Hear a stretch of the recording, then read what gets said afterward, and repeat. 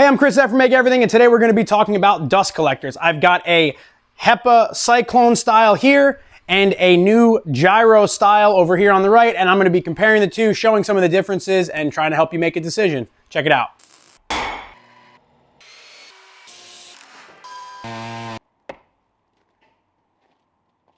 All right, so the dust collector here on my left is something that you may be familiar with. This uses a cyclone separator to basically let the large chips fall into a bin while the smaller dust particles go down into a bag and the smallest stuff gets filtered by a HEPA filter on the side. Now, this style dust collector you may or may not be familiar with. This is a new style from a company called Harvey Industrial, and this is a gyro separator. So basically air goes in down here at the bottom. It goes through these sort of centrifuges up here where you get different sized chips fall into a bin. And then there are some HEPA filters here on the end that keep those small particles out of the air. Now these are similar in price. This is about $2,000 from Grizzly Industrial plus shipping about $2,250, 1.5 horsepower. And this right now is about $2,300 plus shipping, so this is a little more expensive. But there are some key differences between the two of them about airflow, space, and stuff like that. So let's kind of look closely at them, and we'll start with the Grizzly.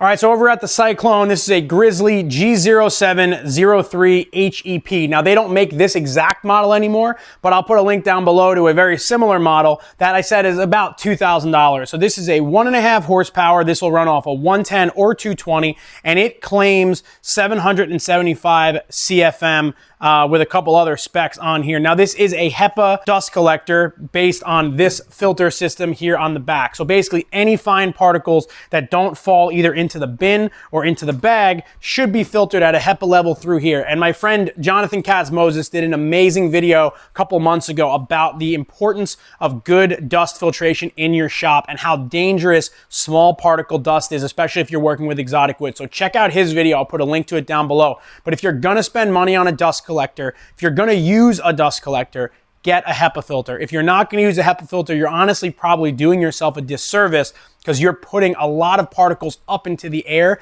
and then you're gonna breathe them in the whole time you're in your shop. They're gonna get on everything and it can really cause serious health issues. So this dust collector has a 6-inch port over here, which is typical for a larger collector. And then you'd use a splitter, something like this, to get you down into the kind of the more normal shop size 4-inch port. So this would just pop on there like that. And then you can go up and down, or if you turned it, you can go side to side. Go out whatever you want. So I have one of the ports blocked.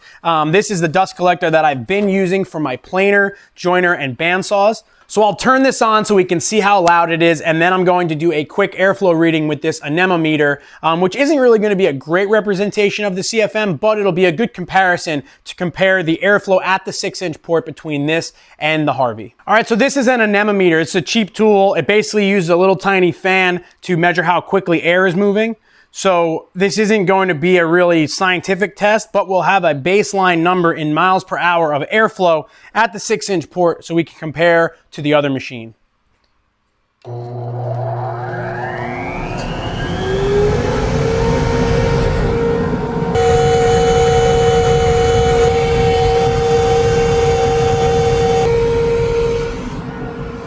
So that got to about 25-ish, 25.5 miles per hour. Now, the other thing I want to check is how loud the machine is. So I'm going to stand about, whatever it is, a foot away, turn this thing on, and we'll see what the maximum decibel rating we get is.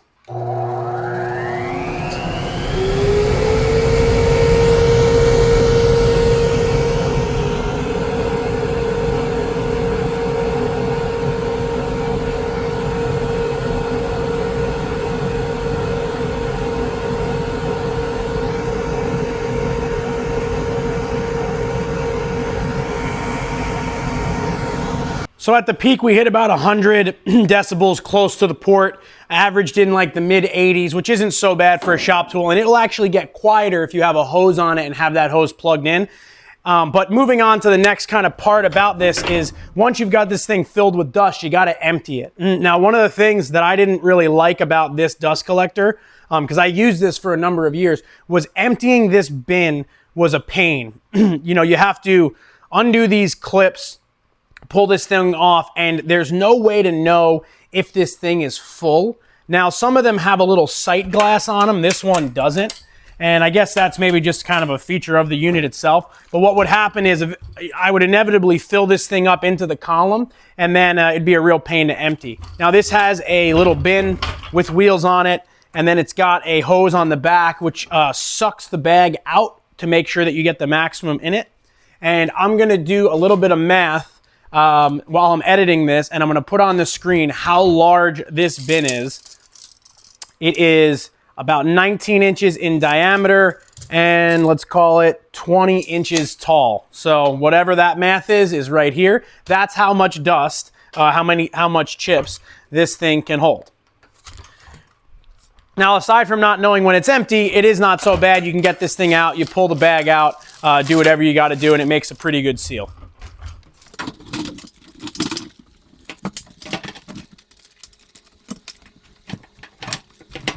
You can see getting the clips back on is a little bit cumbersome. Now that's for the bigger chips. So if you're using a planer and then dust goes into this bag, and honestly in the probably 2 years that I've had this, I've never had to empty this bag because there really isn't just a lot of fine dust that gets down into the bag. When you do, though, want to get fine dust out of the filters, there's a handle on top that you crank and it knocks all the latent dust off the filter in here and drops it down into the bag. But this, you would just undo a strap. I found that these kind of straps can be a little bit annoying, not when you're taking them off, but when you're putting them back on. You have to hold that bag in place, tighten a strap, try to get that on there, and you don't want any leaks in this system because then that dust is just going to pour out with all that air coming in. Now, space is very important in everyone's shop, especially mine, so I'll just give you some general dimensions on how much room this thing takes up, and then we'll go and check out the Harvey. So this unit's about 24 inches deep from end to end with this filter sticking out the side, about 50 inches wide, and about 69 inches tall. Put those dimensions right down here. Let's look at the Harvey. All right, so this is the Harvey G-700 Gyro style dust collector. Now, it's a very different design than the Cyclone machine, and the purpose of this design is to basically force your particles through the filter so you're not relying on gravity to try to get those really lightweight particles to fall down into the bag and kind of keep them out of the air. Now, this is a 220 machine. It's considerably heavier than that. It weighs about 450 pounds, but it has some features on it that I really like, one of which is just the size of it. Now, you can see right here, this thing is taking up a little more in the width, but it's low enough that I could easily like put a bench top or put this underneath a table and utilize the space above it. There's a couple things about this that we'll look at, like how to empty it, but the first thing we'll do, going back to kind of how we tested that, is we're going to check the airflow at the 6-inch port and see what the velocity is of that air going into the machine. So the Harvey uses a VFD to control the speed of the air. Now there's a range of speeds that you can get out of this. The lowest is at 40 hertz, the highest is at 75 hertz. So we're going to start with this at its lowest at the 40 hertz. We'll see what the airflow is there, and then we'll crank it up to the 75 and we'll see what the airflow is at that frequency. Now, the other thing to note is that the Harvey off the bat is rated for 1,110 CFM versus the Grizzly, which is rated for 750 CFM. So it's more than a 30% additional airflow from the manufacturer. So I'm expecting this to pull more air through the anemometer.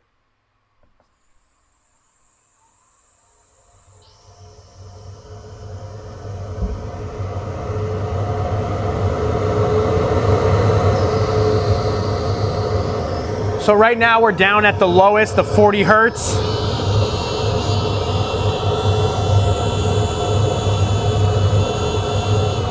Getting about 26.5, 25, 26.2 miles per hour. And now we'll turn it up to the maximum setting.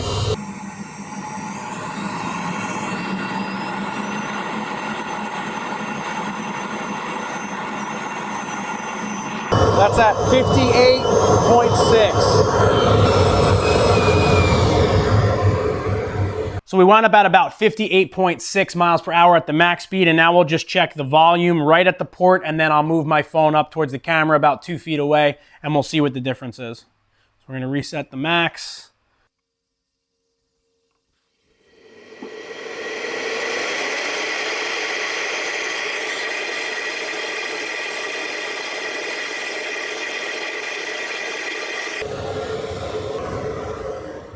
So we wound up at about 106 maximum decibels. That was right at the port, and then averaged out in like the low 90s when I was about 2 feet away. Now that is 4 or 5 decibels higher than the average that we got out of the Grizzly. And again, without a hose on there, you are getting probably the loudest that the machine will ever be. So now talking about emptying this and kind of what happens when you collect dust through this. Now it's got this door on the front, so you need to have access to the front of the machine in order to empty it. But the way you empty it is a little bit easier than with the Grizzly. It's certainly easier than dealing with that barrel.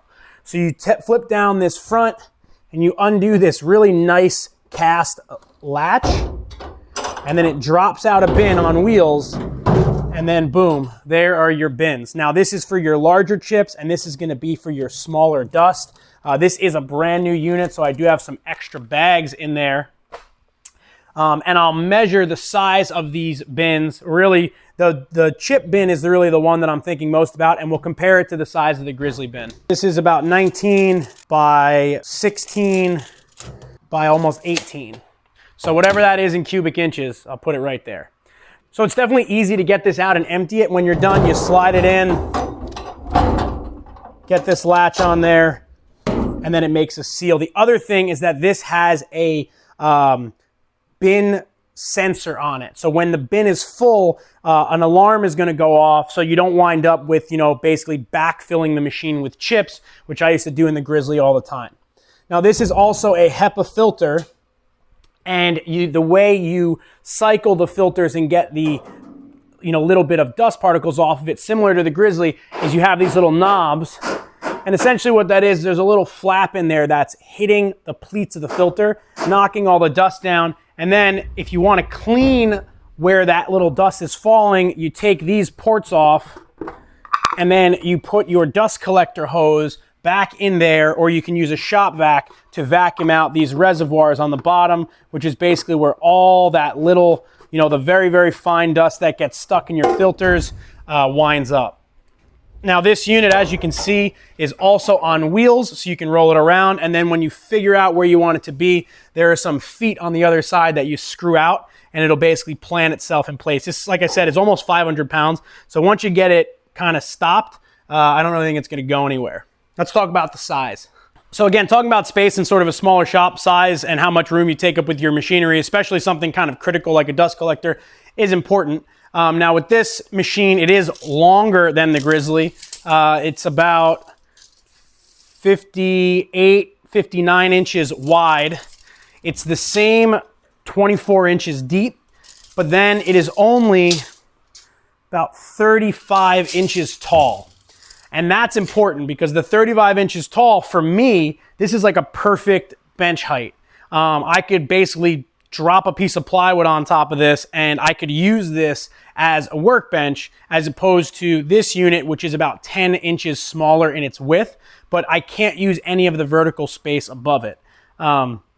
And looking at where my table saw is, I don't plan on putting this underneath my table saw table, but I could imagine that it's a very close height where I could probably have this underneath an outfeed table, and I'd be able to utilize that space above it, which kind of reclaims that square footage. One thing I forgot to mention is that 6-inch dust port on the Harvey does come with a splitter from the factory. So you have a 4-inch port coming out over here, and then there's actually a reducer that they've put on this one, a rubber boot, which brings you down to, I think, a 2-inch, so you could use like a shop vac hose on it if you wanted to, or you could put another 4-inch on there, put some blast gates, similar to what you could do with the Grizzly. I do like that this one is clear though, because I can see what's making it through into my machine, which is always good to make sure if you don't have a clog or something like that, if you can see the machine, you can see if there's a clog. Also, both of these machines have remote controls. The Harvey just has an on and off. The Grizzly does have a start, stop, and a time feature. I'm not sure why you would want a timer on a dust collector, because you don't really ever want a dust collector to be on and then turn off later if it's running directly to a machine. I have timers on like my air filters that are up on the ceiling, but I'm not sure that I would ever use the timer feature. I know I've never used it on the Grizzly, so just something to think about. All right, so one of the things I think is relevant if we're gonna talk about dust collectors is how much airflow you get at the end of a 4-inch hose, because most shops are gonna use this. So I'm just gonna do a quick airflow off of this one on the end of this, whatever it is, 6-foot hose, and then I'll use the same hose on the Harvey and we'll just compare the airflow over there.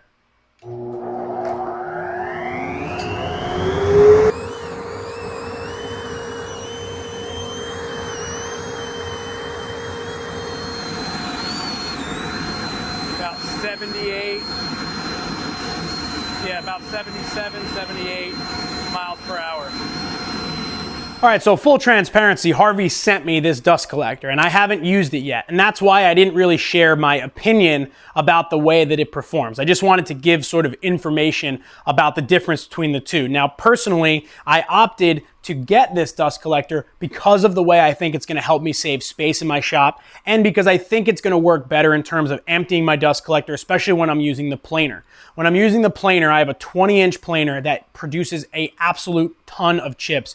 And when I'm using it on this, sometimes I get so frustrated that I have to empty this bin and how it's such a pain to get to it and empty it, that I'll use my lunchbox planer if the board is small enough, and I'll just hook it right up to my smaller dust collector, or I'll just use it outside without dust collection. And that's really irritating because I have this shop with this big industrial 7-horsepower planer, and sometimes I don't want to use it because my dust collection isn't ideal. So I'm hoping with the Harvey, because it's easier to empty and because it's got that bin sensor, it's going to just make my life that much easier. I'm not getting rid of this Grizzly. I'm actually going to replace another one of my just straight up bag dust collectors with it. So this will still be around, but I think the Harvey is going to be a big improvement for me in my sort of main wood shop over here. Also because I'm going to put a tabletop above it or some material racks above it, and we'll be able to recapture the space that I wasn't able to use with the Grizzly. It was completely dead space above this thing, and I really need room in here because I'm like busting at the seams with material and tools. And like I said, the price point is somewhat comparable between the two,